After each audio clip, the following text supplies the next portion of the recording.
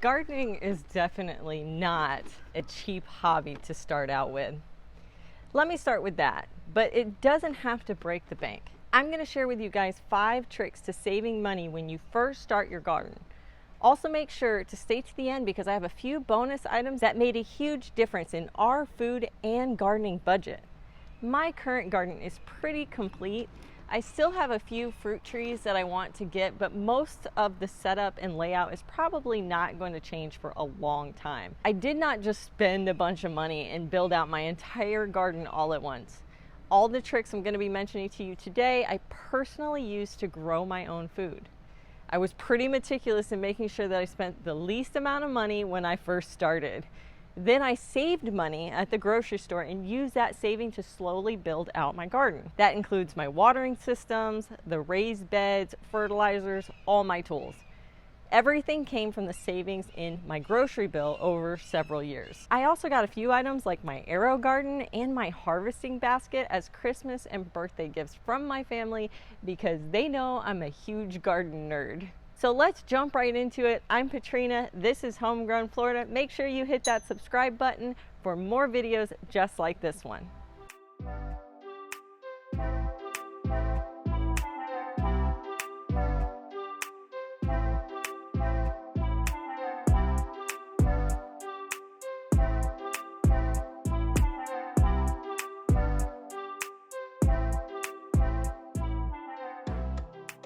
The first thing I needed when I started my garden was an actual place to grow.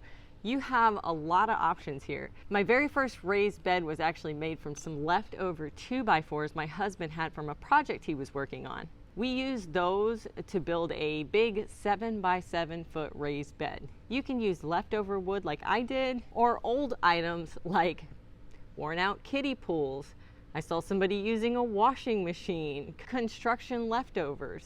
Even a bunch of big rocks would work. Another really good option when you're starting a brand new garden is to use containers. Used 5-gallon buckets from fast food places or grocery stores, old cat litter buckets, plastic totes, or head over to your local Buy Nothing group on Facebook and ask your neighbors if they have any leftover pots from previous transplants. Another option, which is probably going to be the cheapest, is to actually plant in ground. But be aware that this might require some extra effort from you depending on the nutrients that are in your soil. I'm located here in Florida where our soil is basically sand. So it requires a lot of amendment in order to be able to grow in the ground. Your next big expense is probably going to be soil.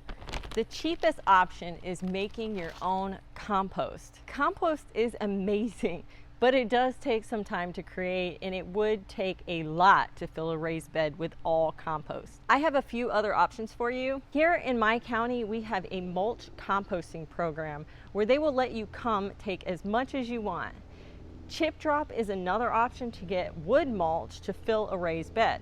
I'm going to give you a warning though, filling a raised bed with wood mulch will deplete the bed of nitrogen as the wood breaks down. I did this and I noticed I had to use a lot of fertilizer the first 2 years until that broke down.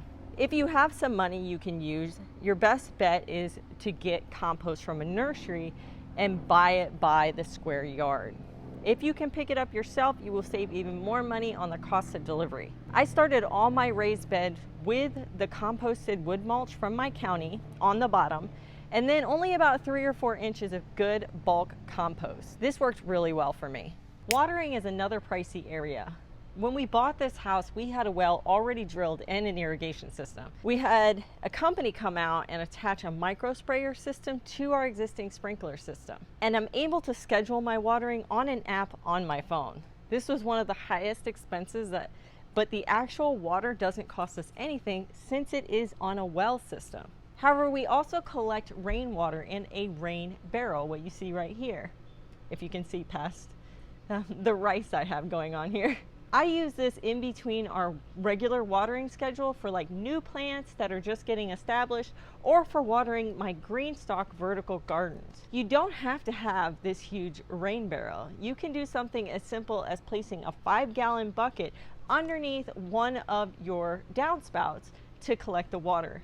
If you have to use city water, an inexpensive way of setting up a watering system, which I used at my mom's house, use a faucet timer and then attach to it a mini micro spraying system or drip irrigation. It's pretty inexpensive and very easy to install. And it makes watering the whole garden a much easier process. And in a pinch, a watering can or a hose works just fine when watering your garden. The next thing you're going to need is seeds. There are a ton of options for getting free or very cheap seeds. Let me start with the free options. My local library has a seed library. Yep, that's right, you can check out seeds from the library.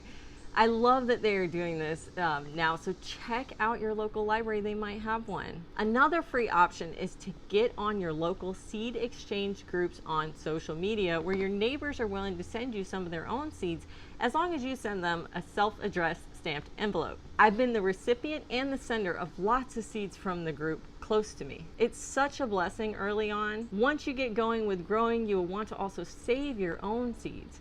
I try to save as many seeds as I can. At this point, I don't ever buy seeds for lettuce or beans because I have so many saved. Now I have a couple cheaper options for buying seeds. MI Gardener is one of my favorites. I believe all their seed packets are $2 a piece and the shipping is free if you spend over $12. That's as of this recording. Another great one for folks local to me is flgardening.com, which most of the seeds there are $2.50. And then they also have these seasonal packs that are $20 for the pack, but they have 15 to 16 different seeds, which come out to $1.25 a pack. The last one I use is dollarseeds.com. All their seeds are $1, but you will have to pay some shipping. I've used all of these and they all have really good germination rates. Another thing you will need is fertilizer. Fertilizer is so expensive right now. I'm super grateful I spent the last few years working on my soil health because this has really decreased my need for fertilizer. If you want to see how I did this just from free stuff around my house, check out this video here. Other options you have for free fertilizer is building your own compost. This is by far the best nutrients you can give to your garden. Another option is to take some of your compost, leftover weeds, or food scraps and drop them in a bucket full of water and let it sit for a couple weeks. It's going to smell awful. But just 1 cup of this nasty water mixed in with 5 more gallons of fresh water makes a great fertilizer. But if you want to avoid the stinky mess, there is one more free option. I want to prepare you for this because it's going to sound really odd and gross, but it's urine. Yep, you heard me right, urine. No, you don't just pee straight in your garden. Urine is concentrated, so you need to water it down. 1 part urine to 10 parts water. The dilution will make sure that you don't stink up your garden or provide too much nitrogen to your soil. Just be sure that you use the urine from someone who doesn't take prescription medications, since that can be expelled from the body through our urine. Now it's time for the bonus tips. These really helped me save a ton of money that I could then use to put back into my garden and slowly build out all my systems, like my watering system and my galvanized steel raised beds. At this point in my gardening journey, I spend only about $20 a year on seeds, and that's mainly because I have a very serious seed addiction. I probably could go 3 years without buying seeds, but I can't really help myself. Besides seeds, the only other thing I buy at this point is fertilizer. I buy 2 kinds. The first one is Garden Tone or Tomato Tone granular fertilizer, and then Neptune Harvest water soluble fertilizer.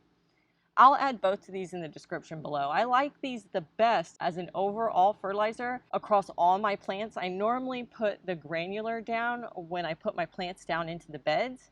Then if my plants are showing some signs of nutrient issues halfway through the season, I'll add some of the Neptune Harvest fertilizer to get them through. I usually get 2 bags of granular, which is about $40, and 1 gallon of the Neptune Harvest, which cost me $60 as of right now. These costs are a bit inflated, so I'm hoping they do go down. But if you've been adding that up with me, I spend a total of $120 a year for my entire garden. Everything else I use is free or I already have it. The big way I can justify spending $120 a year on these items for my garden is because I save over $400 a month at the grocery store. That's actually a 50% reduction in my grocery bill just from growing my own food. One big trick I use to ensure I don't spend money at the store is we only eat vegetables growing in the garden or that we have preserved through freezing, dehydrating, canning, or curing. This is pretty easy in fall, winter, and spring since so much grows during that time of the year. Summer can be where it's tough because we are limited in what we can grow, but it's still possible if you set your mind to it.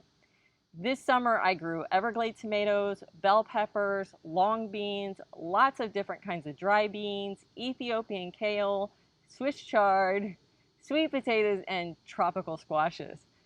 I also grew traditional loose leaf lettuce in my AeroGarden inside the house. I definitely missed carrots and broccoli. When we really wanted those vegetables, or if we were having a family event, we did buy them, but otherwise we didn't eat anything not grown in the garden. This can be a bit extreme for some, so maybe just start out with picking 2 days a week that you will make a meal from only in your garden. That challenge alone will reduce your food bill. It will probably also make for some very interesting dinners, but you will start to get super creative. Another bonus tip is to start planting perennials. They usually don't require any special care and they feed you for years. These are the stars of the garden. They pump out food and a ton of it. See what works best for your area and just start with one that you think you will eat often, then slowly add more through the future seasons. My best piece of advice is to set goals for your garden every season. If you have seen any of my garden tours, you know I set 2 to 3 goals each season. The 2 to 3 goals means that I'm spending my time focused on learning these plants very well and learning what they need. Most of the time I am successful for at least 2 of my 3 goals. But usually my goals always include growing enough vegetables to supply us with a yearly need. This last summer, my 2 successful goals were to grow a year's worth of sweet potato and dry beans. I was absolutely successful with this. That means I have 2 more things I'm no longer buying from the store. I also find myself using these foods more often in my cooking to avoid buying other things. So I will use sweet potatoes instead of white potatoes, or I will use dry beans instead of ground beef for a vegetarian meal. I hope this video gave you some ideas of things that you can do to start gardening now without breaking the bank. I'll add links to all the tools and equipment in this video in the description box below. If you're ready to start a brand new garden, head over to my video on 5 easy steps to starting a garden and implement some of the things we talked about today.